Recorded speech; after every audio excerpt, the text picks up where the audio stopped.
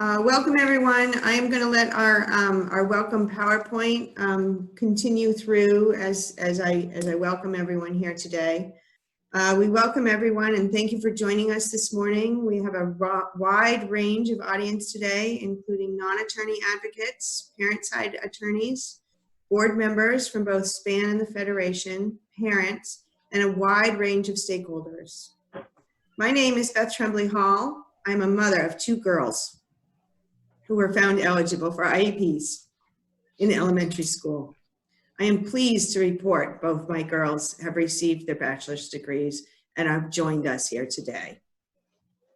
I am a special education advocate and paralegal at Education, Consulting, Advocacy, and Legal Services, and I am the president of the Special Needs Advocacy Network, most commonly referred to as SPAN.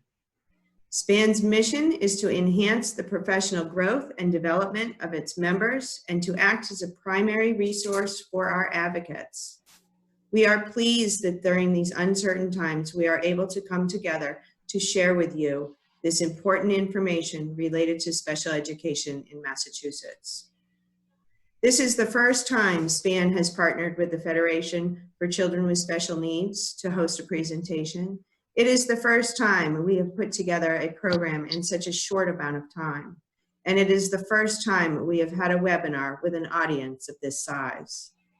While we wish these first had been under better circumstances, we are humbled and honored by the generosity of talent and time that these presenters, our amazing support staff, have contributed to this presentation. I would like to draw your attention to a few key activities related to SPAN's efforts to support our members and advocates during this time. We have created a new web page on our website, COVID-19. We have a new email address, covid19@spanmass.org, where you can send suggestions, ideas, or questions. Like this program today, we will continue to work on public outreach. We have used our Concord discussion groups as a forum to create weekly online case discussions as well. We are fortunate to have partnered with both the Federation for Children with Special Needs and the ARC of Massachusetts to write a letter of concern regarding the school closing and the impact on special education students. Leo Sarkisian, Executive Director of the ARC, and his team have been incredibly supportive in many ways. I want to remind everyone that this webinar is being recorded with the intention to widely distribute. SPAN and the Federation are 501c3s, nonprofit organizations. In these uncertain times, if you are able to, please help in ways that you can. All donations are tax deductible to the extent allowed by law. With that, I would like to turn this over to my partner in this program and welcome Pam Nurse, Executive Director of the Federation for Special Needs. Pam? Thank you very much, Beth. Hi, everyone. The Federation is so pleased to welcome you all to this webinar, and we are very pleased to co-sponsor this important event with SPAN. During these uncertain times, collaboration is more important than ever, and our partnership with key organizations like SPAN and ARC, who has co-written a letter with us regarding concerns about school closure, is stronger than ever. The mission of the Federation, to inform, educate, and empower families to connect with the resources they need for their children to thrive, is extremely necessary during these uncertain times. Normally, we hold over 600 in-person trainings each year. Needless to say, we are now doing things a little differently, and I'd like to briefly review some of the resources that are now available from the Federation. We have a call center to take calls on special education, health, and community needs. It is open and taking calls. Through our Family Ties project, we provide information about and referrals to early intervention programs, Staff are available to help with specifics about early intervention programs, as well as any questions about children with special health needs. Every day, we are updating our website for frequently asked questions and other important resources and guidance. Be sure and check it out regularly. And each weekday, the Federation is holding a Facebook Live event with information about health, education, transition, community resources, and other important issues important to families. We are going to be making all of our trainings available as webinars, and starting next week, those will be available on our website. I want to thank you again from the Federation for joining us. I know we are very excited today to hear from such a distinguished and experienced panel. Thank you, Pam. I have one more housekeeping note. For anybody who is having trouble with sound or audio, if you link to the handout link, you will see that we have posted on there how you can call in as well. Also, I want everybody to know that three PowerPoints that we have also been uploaded there. And with that, I'd like to turn this over to Lisa Lipinski to get us started. She is the Vice President of the Special Needs Advocacy Network. Lisa. Thank you, Beth. I'm going to switch to my screen here. Here we go. Good morning, everyone. I'm really thrilled to be here with you under these very strange and unprecedented circumstances. It's nice to see faces, some faces, because it gets lonely in these home office situations. As Beth said, I am the Vice President of Special Needs Advocacy Network. I am also a special education attorney. I'm in a solo practice. I work with families with children with disabilities and trying to work out getting the special education and services that they need to access school. I have a background from years ago as a corporate litigator and totally different area of the law. I am definitely the most junior of your panelists today, but I am thrilled to be working with these three incredible co-panelists today. We are hoping to present you with some information and guidance that will hopefully help you and the children and families you serve as we navigate these unprecedented times. Lisa, if I could interrupt for just 1 second, I'm sorry, but could you start your slideshow for us? Oh, how do I thought, am I not sharing my screen?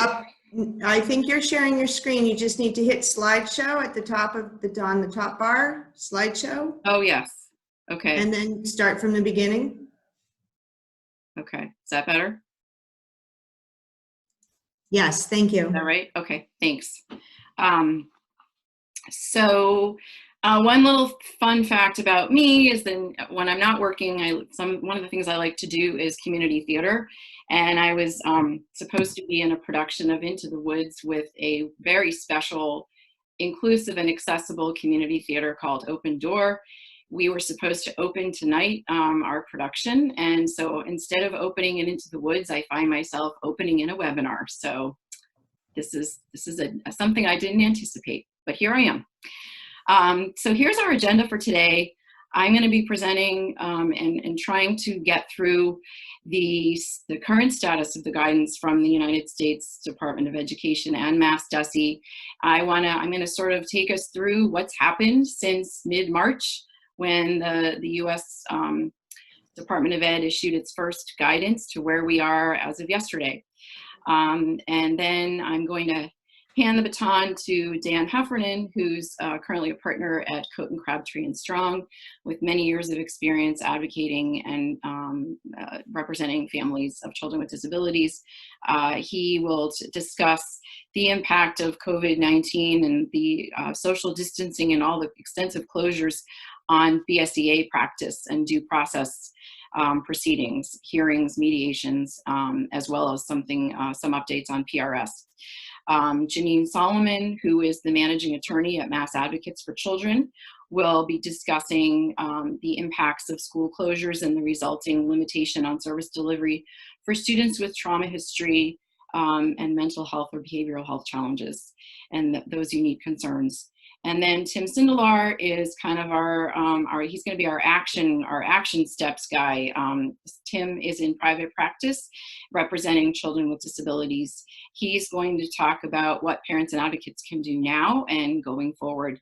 And then, and there's more information about their wonderful and extensive bios on the slides. That's why I'm going to save us time now. At the end, after all that, we will go to questions. I'm going to ask you to please use the Q&A feature in Zoom to post your questions during the presentation. So whenever a question comes up, feel free to put that in there. Beth Bostick, current Federation, board member on the Federation for Children with Special Needs, and Jenny Dunkley, who is on the board of SPAN, will be monitoring the questions and present them to the panelists at that time, at the end after we've covered our other material. So I think it's either going to be at the top or bottom of your screen, the Q&A feature. All right, so here we go.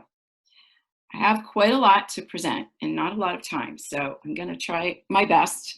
Bear with me. So we're going to step back to mid-March, early March, when the nature and extent of this coronavirus was not really known, but we were starting to see the writing on the wall that things were going to start shutting down. And in anticipation of that, the U.S. Department of Education issued a document called Q&A on Providing Services to Children with Disabilities during the COVID-19 outbreak. And this document caused a bit of a stir because what it said with regard to special education was that the provision of services to children with disabilities was contingent on whether a school that had closed was providing educational opportunities to their general ed student population. So if a school closed and had decided not to provide any educational opportunities, whether enrichment or direct learning, or direct teaching, chose not to do that, then they didn't have an obligation to provide any services to their children with disabilities who had IEPs. If they were providing some sort of services or learning opportunities, then they were actually called upon to make those accessible and actually to the extent of providing FAPE to the children with disabilities. So following that issuance of that guidance, Governor Baker made the decision, as you may recall, on March 15th, seems like so long ago, to close. He issued an order that included the closure of all public and private elementary and secondary schools. And he did exclude special education, day and residential schools from that order. But with that order coming down, the Department of Elementary and Secondary Education in Massachusetts, which I'll refer to as DESE or Mass DESE, they came out with their FAQ for schools and districts regarding special education on March 17th. The day before they issued that guidance, Senior Associate Commissioner Russell Johnston held a Zoom call with special education directors from throughout the state and discussed with them what that guidance was going to be. And essentially they adopted the federal standard that if you close and you're not providing any, quote, educational services during closure, then you don't need to provide services or FAPE, free and appropriate public education, to students with disabilities. He stated on the call, in fact, that FAPE was not required, that they were not expected to provide services in students' IEPs. And that was even if they were providing enrichment activities. So enrichment activities were not the same as educational services. He also noted that once schools reopened, teams would convene IEP teams individually to determine the impact of school closures and whether something called additional services were needed, sort of in a bit of a skirting around the issue of compensatory. So as you probably are all very— I'm so sorry to interrupt, but we are having a couple of cart issues. I just want to give Renee, I just want to check in with Renee and make sure that that has been resolved. Renee, are you aware of that? I just want to pause until we have the card issue resolved.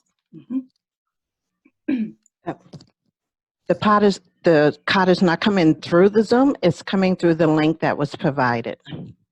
So that So there's a link within the chat that people can access if they Okay, need so- the live captioning. I believe it will show up on the recording. Okay, but they should, if they want to do that, if they want to take care of that now, they should scroll through the chat feature to Right, grab include- that link. Yes. It would be at the closer to the top of the chat.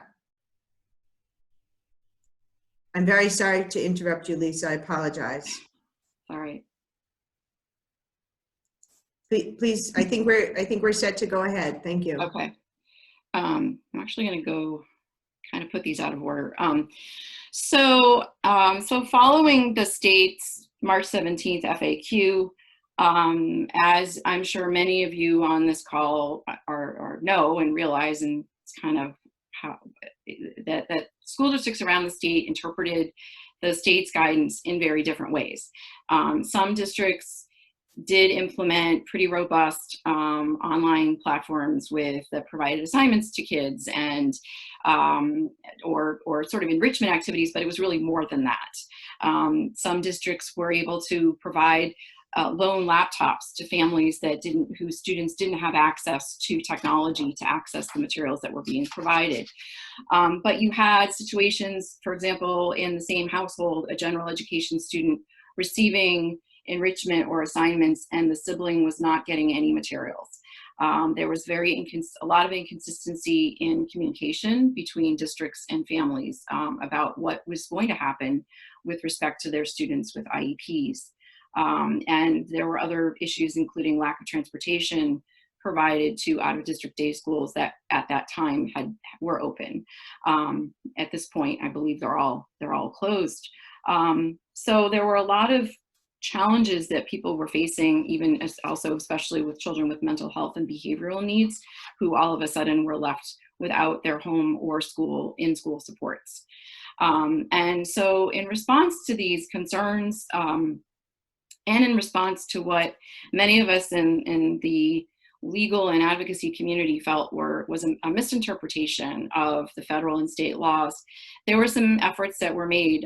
A group of special education parent and student attorneys drafted a letter that we submitted to Russell Johnston on March 20th, essentially stating that the state and federal government had misinterpreted IDEA and the promise of Chapter 71B in the state, and in the sense that they weren't treating FAPE as an entitlement, but as an issue of access, and as almost like an access to the building and not the entitlement that it is meant to be and has consistently been interpreted to be. And so that was kind of the gist of there were 34 attorneys who signed on to this letter to Commissioner Johnston. And then following that effort, SPAN and the ARC and the Federation also joined together and wrote a second letter that they submitted in support of the attorney letter, but also providing some real concrete examples of the disparities that were occurring around the state, and providing some some forward-looking ideas about what should be happening and how could we work collaboratively with all stakeholders involved to improve that situation. So to his great credit, Commissioner Johnston held meetings, multiple Zoom calls and meetings with all stakeholders, with attorneys representing parents and students, with school district attorneys, with parent groups, with SPAN, the Federation, and the ARC, and other stakeholders around the state to gather information and hear from all sides. And in the meantime, another thing that happened was that the Department of Education, the Federal Department of Education, issued a supplemental fact sheet, because they also had become aware of what was happening around the country, and that some districts were just doing nothing at all. And they basically said, we don't want to stand in the way of children having access to some kind of learning and education. And so they really stepped up and they said, no, we were wrong. School districts must provide a free and appropriate public education consistent with the need to protect the health and safety of students with disabilities and those individuals providing education specialized instruction, and related services. So the message came from the federal government as well that, you know, how our first guidance was interpreted was wrong, and you actually do need to do more and figure out a way to provide FAPE to your students with IEPs, and there are ways to make that happen. So yesterday, two really big things happened. The first one I'm going to try to go through rather quickly was that Commissioner Riley, well, first, I'm sorry, I forgot. There was, of course, Governor Baker's order that now schools are closed through until May 4th. I think many of us think that's not really going to be the end, but it's definitely going to be longer than April 6th. And given this change in circumstances, the Department of Education in the state has provided some guidance and some new marching orders to school districts that essentially we're shifting from this temporary school closure phase and, you know, maybe do some enrichment or some learning activities to the districts now have an obligation to engage students in meaningful structured educational programming that of course has to be done by remote learning and instruction. It doesn't always have to be online. We have to be creative about what that is. And he's advising districts that they have some time to plan, but not a whole lot, because he's stated in the guidance that they're targeting having districts launch these programs in early April based upon their assessment of their capacity and resources. That the model and design will rest at the local level, but that they have an expectation that in April this is going to happen and start happening, and that the students should be engaged in learning for about a half of a school day. That's a lot more than I personally expected to see, but it's a good goal.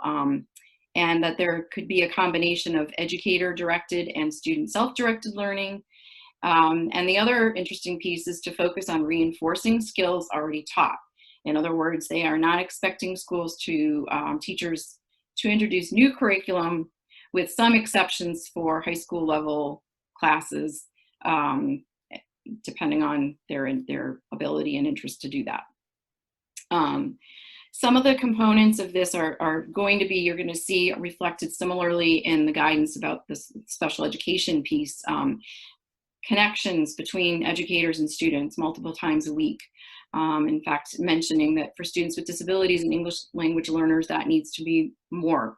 Multiple hours per day of academic content, but also acknowledging a need for physical activity and time for enrichment, arts, media, etc.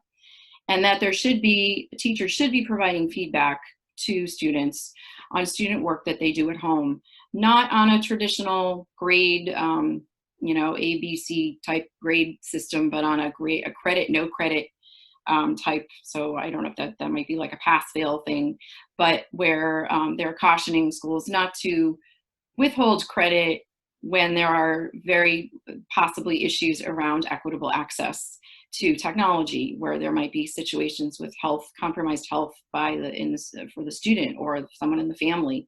Because of course, as with all the education that's happening, it's really depending a lot about what's happening in the home and what the family situation is. And in some families, it's going to be more difficult, obviously, than others to accomplish any of this. So that came out yesterday afternoon, followed by a few hours later, the new FAQ for schools and districts regarding special education issued by the department. And at the top of that is school districts must provide a free and appropriate public education, reflecting what the federal guidance was. I'm going to stop share for a second because I'm switching to another document. Give me 1 second.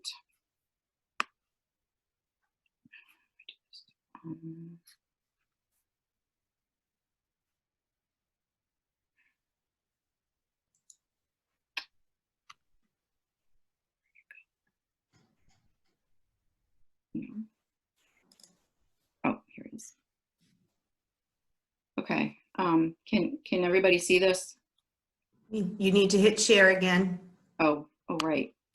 I can't. Oh, all right. I see what I need to do. I'm sorry. It's okay. Just take your time, Lisa. Let me close that. All good. And I need to close that.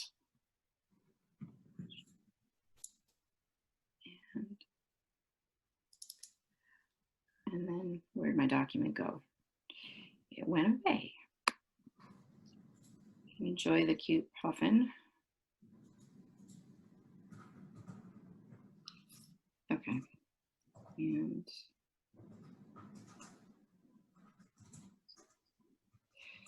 okay, so as with the release of the last FAQ, Russell Johnston held a Zoom phone call yesterday with special education directors from across the state, and there were a lot of other people on that call. It was close to 1,000 participants on the call, because there were a lot of us that wanted, from various stakeholder groups who wanted to hear what the guidance is. So I am going to cover this. I'm not going to go through every slide because there are 31 of them, and you do have these in your packet. But I want to focus on the important parts, and now I can't get the slide to move. Why is that happening? Oh, there it is.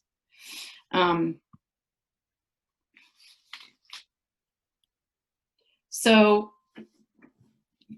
Commissioner Johnston acknowledged that the impetus for this was two things. One is the extended closure to at least May 4th, as well as the U.S. Department of Education's new guidance that essentially kind of required a reset at the state level on what they were telling school districts in Massachusetts, and helped to provide some clarity and consistency about what that message is. Big concern, the main concerns remain everyone, the safety and well-being of students, families, and staff, focusing on the most vulnerable students, and maintaining connections. The communication piece is so important. But at the bottom line, at the end of the day, the message is all students need to be receiving an education, including our students with disabilities and IEPs, and that I kind of liked his messages were, we can do this. It's not going to be easy, but we can do it. And his other quote he said a couple of times was, which I've heard before, let's not let perfection be the enemy of the good. Because this is obviously a whole new world for everyone, for schools and school districts and administrators and families and staff and teachers. So it's a lot of resetting and relearning. But the good news is some schools were already starting this process, and so there's a need for collaboration and working together. The other piece of this that I found very encouraging is that he did state that, and it's written into the guidance, that this new direction is not limited just to public school staff, special education departments and staff, but this is also an obligation of any out-of-district placements where students were placed and were attending school prior to the closure. Because a key component of this new guidance is the team approach, and the teams in those out-of-district schools are in the best position to help students with IEPs who have placements at their schools. And they know the student the best. And so students with out-of-district placements in their current IEPs, the staff of those particular schools should be engaged and be the team that's on the ground working with these families and reaching out to them. So it's not, again, just not the public school staff, but we're talking about the out-of-district schools, the collaboratives, the private schools, the residential schools. Everyone has a role to play. And it's in the best, best interest of these children that whoever knows them the best are the team that's working with them. And so that was that. An acknowledgement that services will look differently out of necessity. He's talked about, I'm going to skip ahead because I know I'm using up a lot of my time, that there's sort of two models of delivery of instruction. One is the supports and resources, and the other is instruction, direct instruction.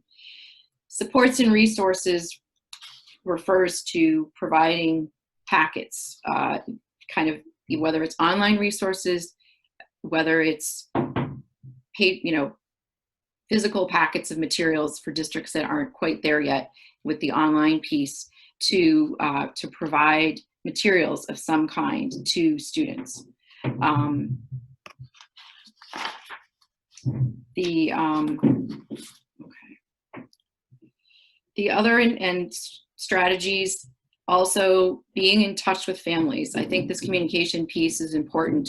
Checking in to discuss the supports and services with families, helping families problem solve around behavioral issues, setting up office hours so that parents know when teachers are available by phone or email or in some way to consult, taking advantage of those Grid A consult services and student IEPs and using those, because a big piece of this new type of learning will be helping parents with teaching them how to implement these new services at home. He also discussed that this is going to be a gradual introduction of services that, again, don't let perfection be the enemy of the good. Start with something and increase it gradually. And the most important piece too, another important piece is transparency. Let your families in your district know what your plan is, what you're trying to do now, what you hope to do in the future. Consent. So big issues around what the guidance says is that districts must notify. There is a requirement to notify parents. How are we implementing the services in your student's IEP? What are the alternative services we're providing? Consent, however, is not required.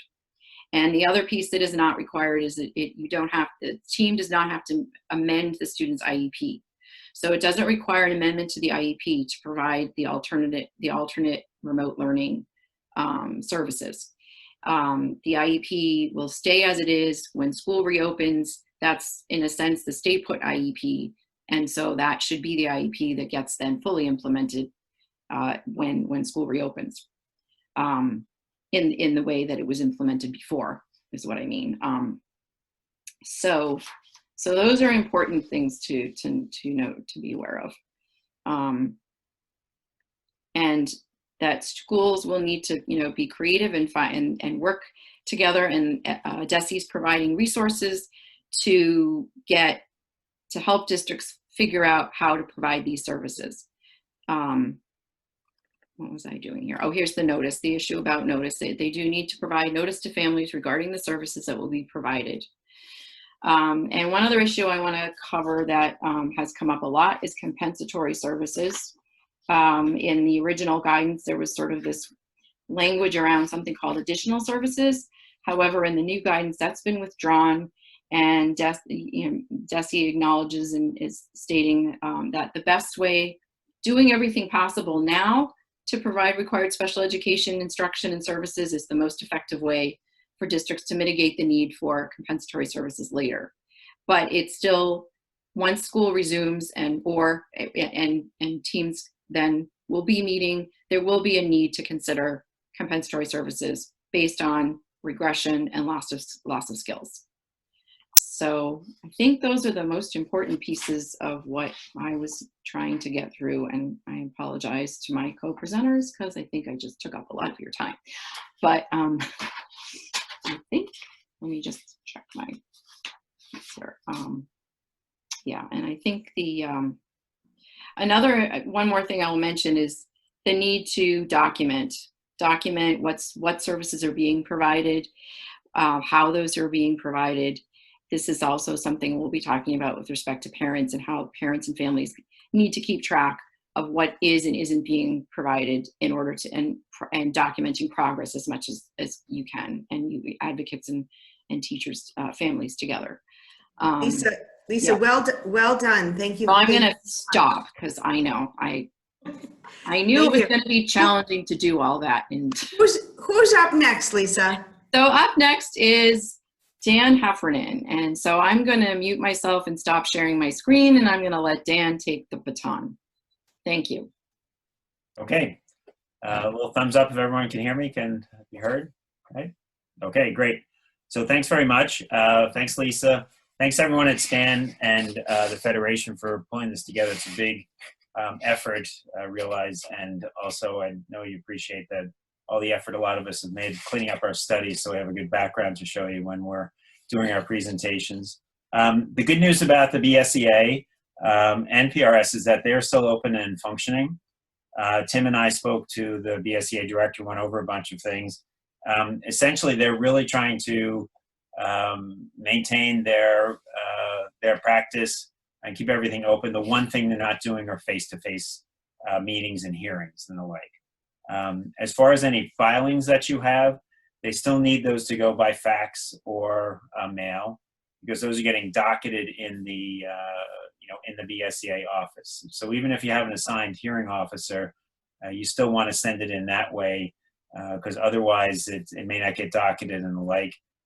So be mindful of that.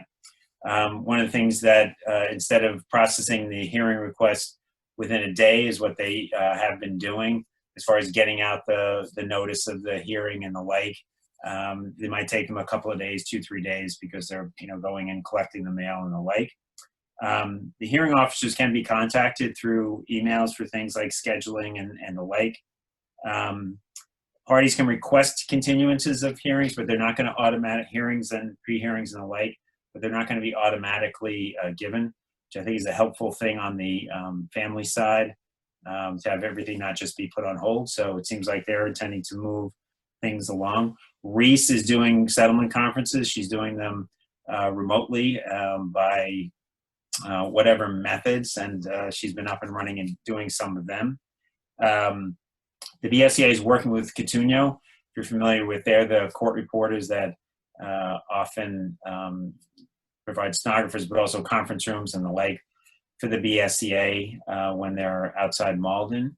So they're working with them to try and get the capabilities to do things by Zoom and the like going forward. So it seems like they're still sort of planning on doing, even hearings and the like, and just moving things along with that. Lindsay Byrne, who was scheduled to retire, has extended her retirement to the end of June to help out. She'll probably handle just sort of emergency hearing requests and things like that. Just wouldn't want to have a case assigned to her and then, it's going to last longer than June. If you have trouble communicating with a particular hearing officer, you can reach out to Reese.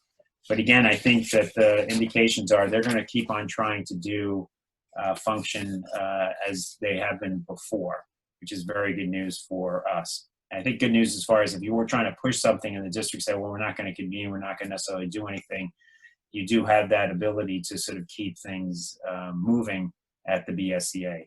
As far as mediations go, they're also going forward and going forward remotely. So I think be in touch with the mediators about whether they're doing that. The mediations and the settlement conferences are obviously by agreement. They're not compulsory, whatever. So, if a district is unwilling to do it, but I think, hopefully the districts will, and we can sort of figure out a way, people can figure out a way to get these done. I think they're also looking at the capabilities to do things by Zoom and the like. The one issue they're trying to work out, and we're trying to assure them about this, is at the beginning of the mediations, when you sign in and say that you're adhering to the state statutes about mediation being confidential and you can't use anything in mediation at subsequent hearings and the like. There's a little concern about, whether people are going to be able to sign in, but I think that's something that can be addressed. I think as far as PRS goes, again, they're also up and running during the time. They're fully functioning in all their respects. They're responding to inquiries that comes through the compliance inbox, answering voicemails being left on their main line, and they're accepting complaints filed with their office. With all the school closures and the like, they're continuing to issue requests for local reports and letters of finding, to require the development of corrective action plan. But given the uncertainties of when the schools will open, they're sending those letters with open response dates, asking that when school resumes, the administrative contact and work together on a response date. The other correspondence does not require a district response. being issued as usual, letters finding the district in compliance, extensions, etc. All the staff at PRS are working remotely and regularly checking their email and voicemail. And Barry Barnett anticipates a little delay in the responses. Their ability, obviously, to fully investigate things might be limited because their limited ability to access the material resources to do the local investigation, like student records and other documents. Some of them only available on site. I'm in a civil rights litigation with Boston, but we're getting some of the records from Boston. So maybe that's something we can push for, dealing with the district. They're trying to stick to the timeline of issue findings within 60 days. They may seek additional guidance about that, the feasibility about meeting that goal as they go forward. So I think the good news for us with PRS and the BSCA is that they're up and functioning and trying to move things along as they have been before. And thank heaven for a lot of these dedicated people in the state, Reese Ehrlichman, Barry Barnett, and Mirto Fleisis and the like.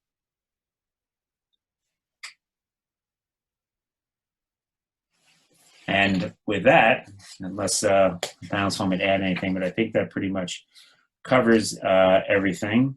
I'm going to hand it over to Jean Solomon, the managing attorney at MAC, who's a fabulous attorney, great leader in the area.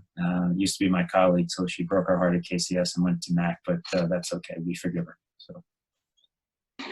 Thanks, Dan. Actually, MAC has been a long-standing partner with Cote and Crabtree since its inception 50 years ago. So we're thrilled, and we're also thrilled to be here with our hosts. We have done many a SPAN webinar in the past, and certainly have been a long-standing partner with the Federation for Children with Special Needs. Before getting to just some brief information, because I've seen in the Q&A we have a lot of really good questions, and I've also seen a lot of the people that are on, so I'm thrilled to see the participation.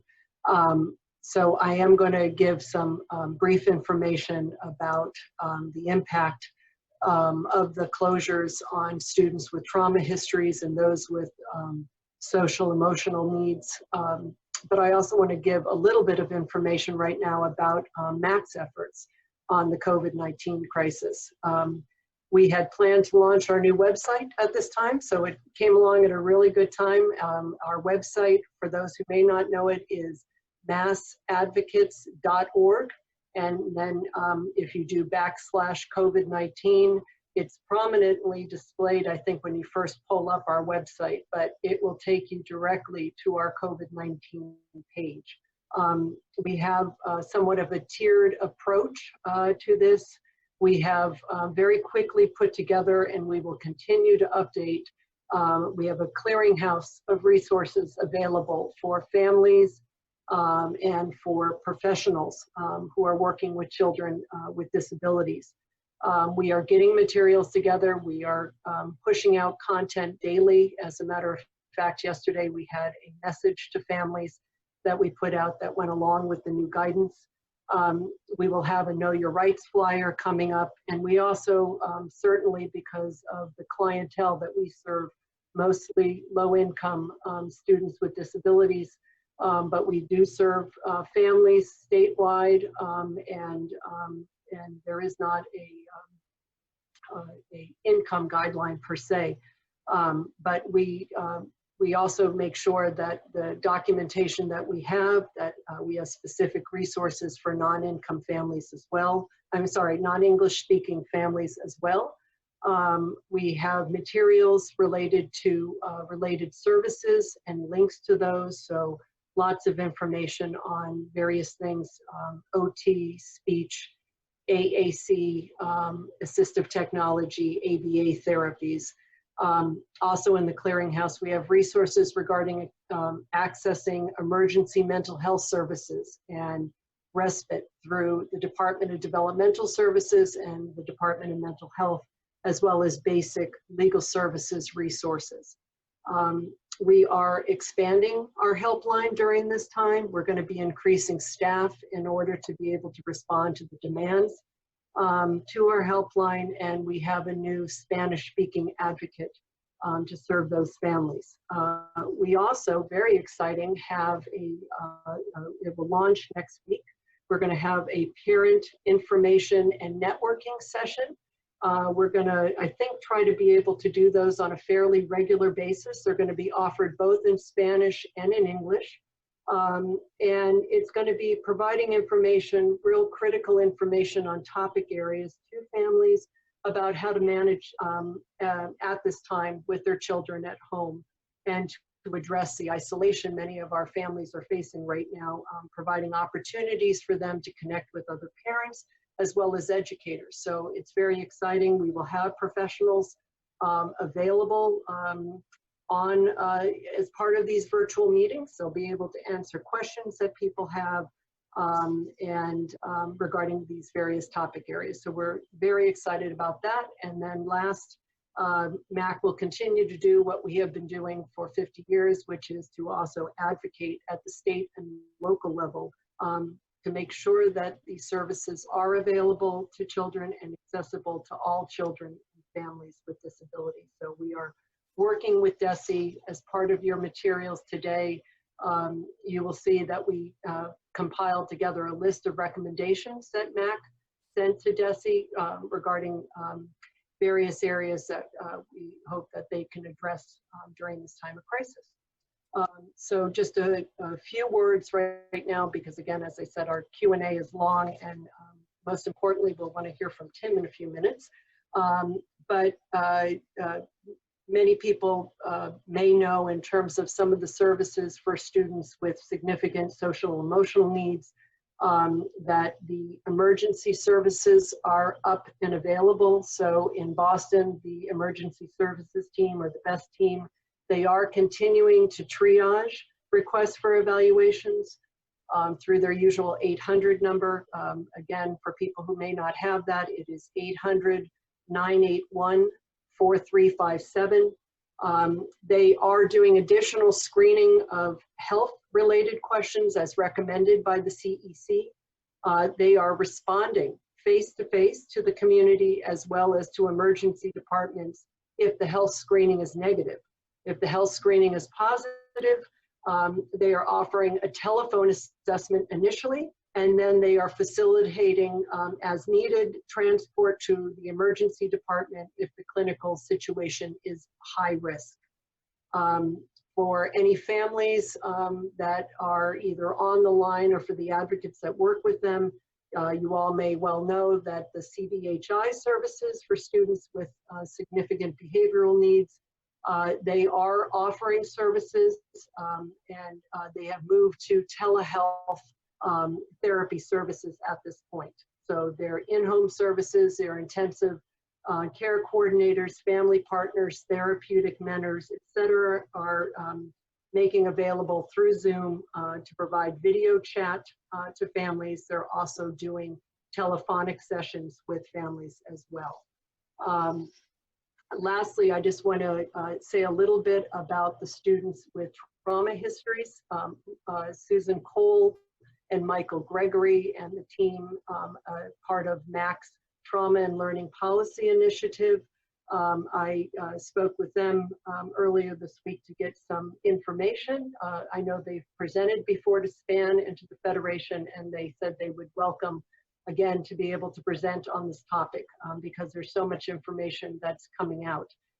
They too, you could link to their website through our website, but I want to specifically, it's at massadvocates.org/TLPI, and specifically their link is with the traumasensitive-schools.org to get to their materials. But they post regularly blog posts related to trauma and learning, and very specific information. I think the real important piece is, again, these are extremely vulnerable populations. We're going to be, this is a long time that we're going to be at home, and as people have said, it may possibly extend beyond May 4th. We don't know at this point, but there's going to be different stages along the way. And certainly for these children that do have trauma histories, the importance of creating safe and trauma-sensitive environments is key. The predictability for these students is just extremely important, along with the relationships and their safety, their physical and emotional safety. Right now, these kids have really lost that connection to the schools. So it's just highly important, and certainly stressed by Desi, about the amount of training and webinars that really need to go on for staff so they can continue to service these students, as well as the training to the families. The families are really on the front lines doing the work along with the educators.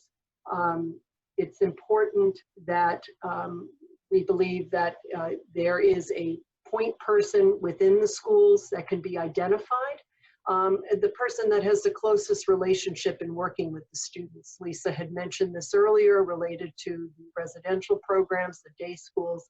It's the relationship component is absolutely key. And then lastly, just for the schools to be developing the infrastructure, the superintendents working with the principals to really redefine how the school learning is going to take place and how these students can be supported remotely. We also want to let know, again, now that the guidance is out and it's quite clear, we really want to be working with families so that parents should be contacting their children's schools. You know, we have heard that some people were being told services were not available previously. They certainly are, and you should be working with your schools collaboratively during this difficult time. So I will now turn it over to Tim. Tim's going to be talking to us about important tips and strategies to address the most immediate concerns. Thanks. So I'm going to try and limit this a little bit as much as I can and get to the questions. I see that there's, you know, literally, 50 or 60 questions. Russ Johnson said the other day that they've identified 500 questions and they haven't begun answering them. We're not going to be able to do that today to be much of help in terms of providing the answers. But just a couple of things. MAC has a really good letter to parents, and I would encourage every one of you to provide that to parents. And if I can get my, is my slide show up? I can't really tell. It is. Okay, great. So this is borrowed directly from MAC, just in terms of immediate things. Schools need to start providing instruction now, and so we need to meet that challenge by working with the schools. And before I get into the details, I want to pick up on what Janine has said. This is the time for collaboration. This is not the time for the aggressive advocacy that we normally do. This is not the time to be thinking about compensatory claims except in terms of documentation. This is the time to work constructively and problem solving with schools to get services going. Up to this point, many kids have done without any services at all. And I think it's really important to put our efforts into making sure that some services get up. A week from now, 2 weeks from now, 3 weeks from now, we may be thinking about things. In terms of compensatory services, I wouldn't think about them until we're back in session. If we're not back in session at the end of the year, then it's thinking about them then. You're not going to know the extent of any compensatory claim, and we'll talk a little bit about that as we go forward. But so parents should be reaching out affirmatively to schools. Schools have been instructed to do the opposite, to reach out affirmatively to families. But, if we want to preserve rights going forward, we want to be able to show that parents have reached out, they've tried to been available. We don't want to create the excuse of the school saying, oh, we called, we faxed, we emailed, we couldn't get to parents. We want to make sure that there is a documentation that parents have reached out. My suggestion is that you go to the team liaison, team chair, whatever, but teachers, the SPED directors, wherever, reach out and say, hey, we're here. What can we do to get things going? How can we get things going for our child? And when will those services start? And then from that point, I'm sorry.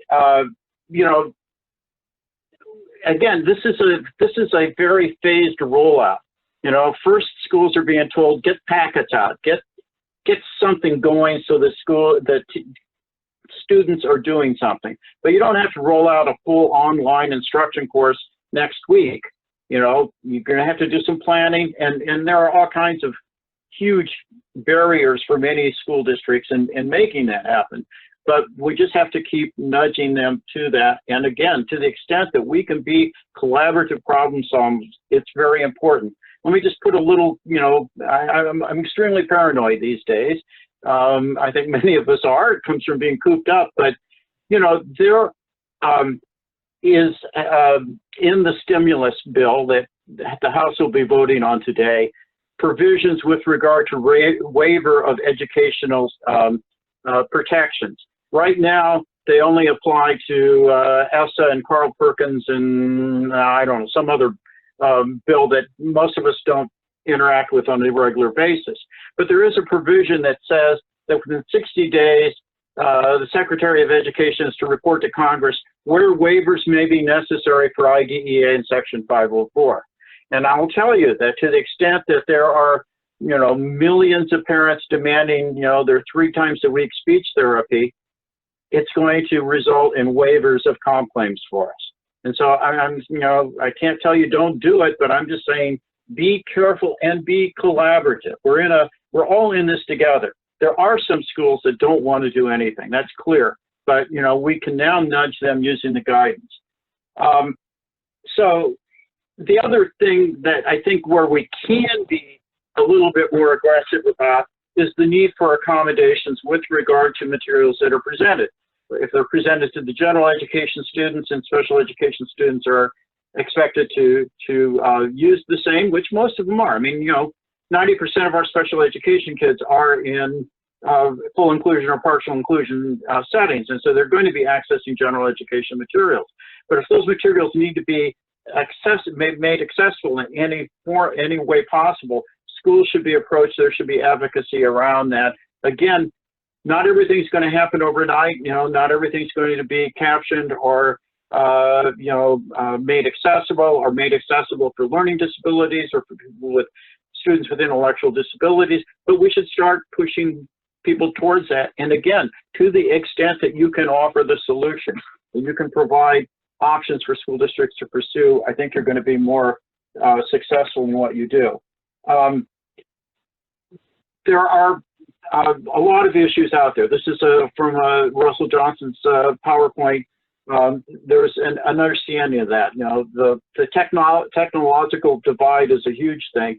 Many schools are working for it. And interestingly enough, many of the schools in low-income areas have been successful. Boston has been really good in getting Chromebooks out to everyone and delivering them on special education buses along with meals. Holyoke, I heard from this morning, you know, has made sure that everyone has a Chromebook. There have been these deals struck with, or actually, I think Comcast has come forward and offered, you know, 2 months free internet. There are hotspots being distributed in places, but still there are going to be areas where families don't have access to this equipment. What can we do? We can certainly ask schools and we can work with schools, and if everybody knows resources, obviously that can then go on. I don't have time to go through all the known issues or hurdles. I just want to, mention that, again, one of the elements here is Russ made it very clear that schools in planning and moving forward should be consulting with parents, and they should be consulting with the CPAC. I think there was a question, you know, is it going to be a renewed thing? Yes. He specifically told school districts, get in touch with the CPAC leadership and consult with them as you move forward and develop these plans. Again, what's happening here is that we will have hopefully increased communication with schools that hasn't existed. The big question here is, well, what about faith? You know, what does this all mean about faith? And I don't know that any of us can answer it, except say a couple of things. First of all, many school districts are viewing this as not an obligation to provide faith. They are all thinking that they are on pause, or because these are not school working days, we don't have to do it, or it's a reset, or we're on FAPE light, or things like that. That's not the case legally, nor could it be the case legally, because in order to remove the FAPE requirement, IDEA would have to be amended, or a specific waiver would have to be granted with congressional approval. And that's not going to happen.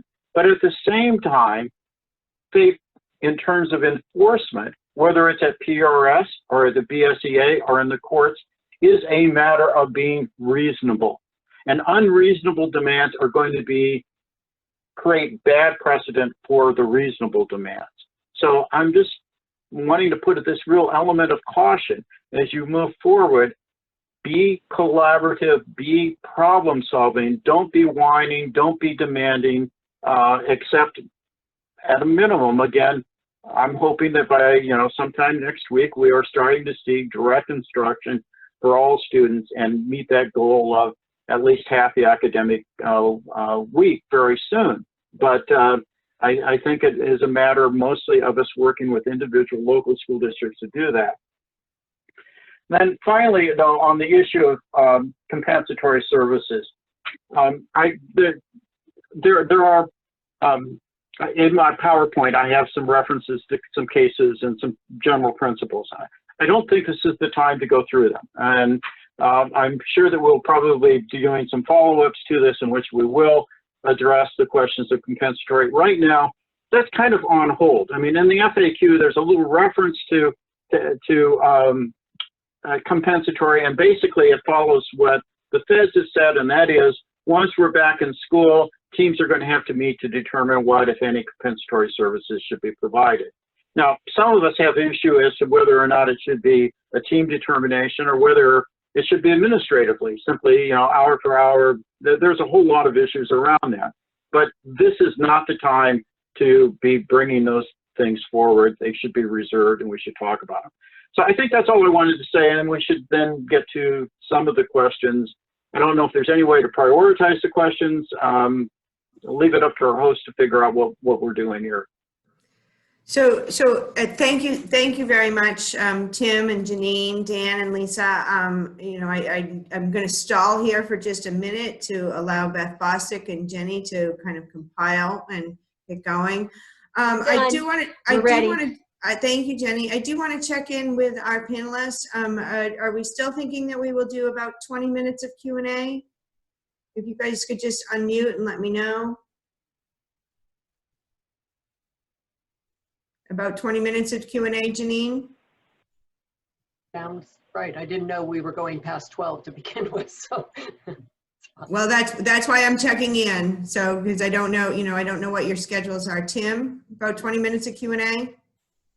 Well, let's try what we can. I think we're going to lose people's patience pretty soon. So let's just go for it. Okay. Let's just go. All right. Maybe try to address at least some. My suggestion would be that the panelists leave their mics unmuted so we don't have delays in answering questions. Okay. We have over 39 questions. We have 39 questions so far, and so Jenny and I have done the best we can to try to see if we could find some common themes. So we have some questions that we hope will start the process, and of course we'll follow up with people with any additional information we can provide on some of the questions, because as we know, it's a complex and individualized process, right? So a lot of things you're going to be contingent upon a lot of other information. So the first question that we're posing is, does fulfilling FAPE under the new guidance require or include new instructions for special education students in order to make progress in IEP goals? Is there guidance on ESY, and what will that programming or should that programming entail? Well, I'll take a first step. I mean, there's a lot of things that are packaged together. Forget FAPE for a minute, okay? Let's just get services up and running. We're not going to get FAPE. That's a reality. I hate to say that, but you're not, FAPE is all the services on your IEP. How's that going to be delivered? It is impossible. It is not going to happen. So let's get things up and running. And in terms of progression, I mean, something that's hidden in the guidance that we didn't talk about or actually it's in the directive, actually Lisa mentioned it. They are talking about reinforcing things that have already been taught, okay? No new skills. That's for general education and that's for special education. So progress effectively towards your goals and objectives, forget it. It's not gonna happen. I think it'd be interesting as far as the ESY. I mean, I think the question about whether services will get pushed over into the summer. Mhm. And I think there's going to be challenges, obviously, with with the teachers and the service providers who's going to be able to do that. I think one of the things I'm wondering about is as far as if schools are contracting with private agencies to be providing home services, and I don't know what the arrangement are with the districts, but if those private agencies are not providing the services, well, that might be one place where they have some funds to sort of say, okay, you didn't do the 6 hours a week of home ABA, for these 2-3 months that we were shut down. So that might be an easy thing to get. I'm not sure as far as into the summer, and as we know, and as Tim has reiterated and others have said, getting creative, getting cooperative, because you often find that with compensatory services claim. Great, you prevailed that the kid was owed 50 hours of speech therapy, but do you really want to, is it practical or worthwhile to give them, 15 hours of speech therapy a week to, for the next, 3 or 4 weeks to make it up? And we'll do something else with it. So. Right. No, I think that's really key, is to just the creative part, several students usually in their IEPs, a lot of times it's not even specified what the extended school year is. They leave it up to the team in the spring. So, I think extended school year, comp ed, many of these things, this is going to be rolling out. These questions are going to be coming up. We're going to have to be addressing them. It's a lot of information and somewhat unknowns, but I think, as Tim has said, and just again, cooperation, collaborating with your school district and keeping track of the progress. Okay, so unless if somebody else has something more they'd like to add, then I'd like to kind of keep this moving. So does anybody else have anything that they feel burning that needs to be added to that? Okay, cool. Next question is around technical assistance training for parents.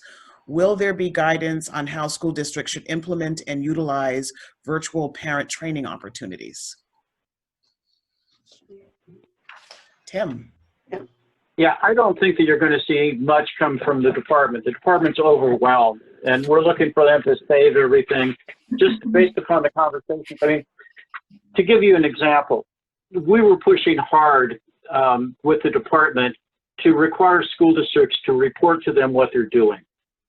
Just report to them what they're doing for this, to meet this guidance about, some instruction now and online. And the department's answer was, we couldn't even open the emails. We don't have enough time, or we're working remotely. We aren't able to do that. So in terms of, are they going to do something as granular as provide technical assistance around parent? No. But what the reference is essentially is that if you have parent consultation in grid A of your service delivery grid, do it online, do it by telephone, do it whatever, just talk to parents and give them some. But I don't think, you'll expect to see anything from the department. Again, maybe some of us have some ideas about it. Some of us are educators. Some people know people that work on this, and they might have ideas. I mean, I think this caught many people, and I know educators who said, I don't have the first idea about how to do online instruction or do these things effectively. There's been questions about therapy. Can we do speech therapy and occupational therapy and PT? And the answer is yes, probably. There have been concerns that some of the licensing statutes or some of the insurance requirements may require that people have some specific instruction around telehealth before they can deliver. That's being looked at. I think that the regulators are going to be asked to do a waiver on that, and that's something that might happen sooner than later. It happens now. We have 2 virtual schools that do virtual therapy all the time. So I don't think that that's going to be an obstacle, but it may take, another week to work through those technicalities. Pam, do you want to speak to how CPACs could possibly be leveraged in that situation? Certainly CPACs are a tremendous resource, and we are encouraging parents to reach out to their CPACs.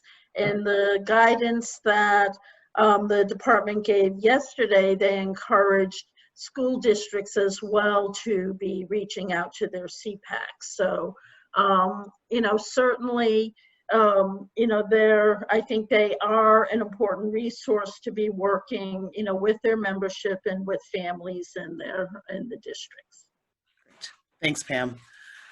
And Beth, I would go one step forward or one step beyond and say that, the DESE has provided us a great model with us coming together and doing working groups and creative ideas. And I would think that school districts at the local level would get to answers quicker or better ideas if they brought those CPAC chairs into the discussions in the planning. Yeah, absolutely. And I can say, I know within my district, just offering to help with problem solving has been a welcome offer. So parents should be encouraged to be the team members and the collaborators that we should be. We're part of the solution. I'm just going to add quickly, Beth, that I think Russell Johnston was also encouraging districts to consult with each other, and because there are some districts that are already providing related services on virtual platforms. So, kind of look to your neighbors, to neighboring districts to help one another. And we encourage that, I believe, in one of the calls that we had with Johnston too, to have districts share what they are doing. If not with, maybe they can't do it with the state level, but with each other anyway. Yeah, there was definitely a call to a learning orientation and sharing what people are finding to be successful. Absolutely. Next question. And Tim, you might have done some of this, but clarify how compensatory services could be provided to help prevent widening of the gap given the call for maintenance versus new content instruction. Again, I'm just going to say, forget about compensatory services for now. Let's talk about it in a month. It's just not practical to do it. Can you explain how, but in the meantime, can you explain how parents could document and what they should be documenting? That's what I was going to say. Sure. Yeah. Parents should be, first of all, keeping a diary. We need to have plague diaries right now about what's going on. And they should be noting how much instruction their children are receiving, when it starts, and what it is. And they should also be documenting any regression that they see. And it works best in a diary form to provide that kind of information that could be useful. If I could jump to a slightly different question, I had agreed with Lisa to talk about the privacy issue, and I see that there's some questions around the privacy issue. So the FAQ makes it clear that there shouldn't be concerns about privacy, as long as a couple of things happen. First of all, school districts have to use platforms that are consistent with, I think it's COPA and I forget the other acronym, but there are two laws that protect children from being exploited online. And so they essentially don't let names of children, actually I think they limit the participation of children under the age of 13. And Zoom is not COPA compliant. It doesn't provide enough restrictions. So a lot of districts are being told you cannot use Zoom to provide direct instruction or therapy services to students under 13. But there are other social media platforms. There's something that I wasn't aware of called Classroom Dojo that apparently does meet the requirements that many districts are using, so they can use that level of instruction. The other thing is that at the beginning of any online session, there's going to be a disclaimer saying this is online and, just so you know, and telling parents, don't record this and don't share this information, in an effort to try and address, the concerns of seeing other kids in special education and essentially online sub-separate programs, things of that nature. It's simply going to be this general guidance of, be fair. Don't use these things against it. Now, is it going to stop some people? I don't know. Some of the software that can be used can limit the ability of other people to record, but there's always screenshots and ways around that and things. And again, I would be encouraging my clients, don't do it. Let's work together collaboratively. So the concerns that where schools have said we can't do this because of privacy concerns, the state has said, forget it. As long as you're meeting those kind of general guidelines. Okay, I think we have time for one more question. And again, we will come back to address all of them later on. So if you're not hearing your question today, doesn't mean that we don't care about your question or that it's not important. It's just we have very little time to address a lot of concerns. So the last question is, can you clarify and explain Commissioner Riley's new academic day direction? Should we expect residential and day schools to provide 3 to 4 hours of instruction a day? I hate to dominate this, but the answer is yes. At least yesterday during Russell Johnson's call, he said these requirements apply to all schools. And so, yes, the expectation is that we should be getting there. Now, how long it's going to take to get there is a good question, but they definitely should be moving in that direction. He said that, what we, want is the people that know the most about the student to be providing the services. So, whether it's in a public school or a collaborative or a private special education school, we want them to put together the services and the teachers to reach back. Again, what the notion is, we want to make sure that kids have not lost connections with their teachers. And, we're treading water, but at least we can maintain those connections and, soften the blow that we're all encountering.